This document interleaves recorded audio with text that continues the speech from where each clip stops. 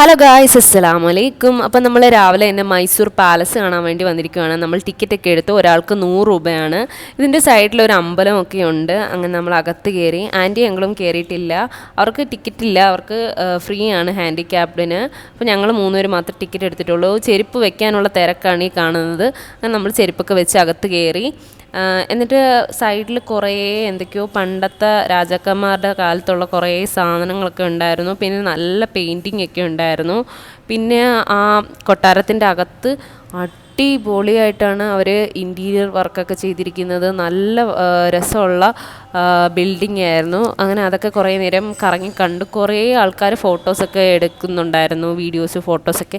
പിന്നെ കുറേ പെയിൻറ്റിങ് ഒക്കെ ഉണ്ടായിരുന്നു, പണ്ടത്തെ കൊട്ടാരത്തിലൊക്കെ ഉള്ളവരുടെയൊക്കെ. ആരൊക്കെയാണെന്നൊന്നും അറിയില്ല. നമുക്ക് ഗൈഡ് ഇല്ലായിരുന്നു, ഇത്തവണ ഗൈഡ് ഇല്ലാതെ പോയത്. പിന്നെ പുറത്ത് മഴ പെയ്യുന്നുണ്ടായിരുന്നു. അങ്ങനെ നമ്മൾ ജസ്റ്റ് അതിൻ്റെ ഒരു വീഡിയോ ഒക്കെ എടുത്തു.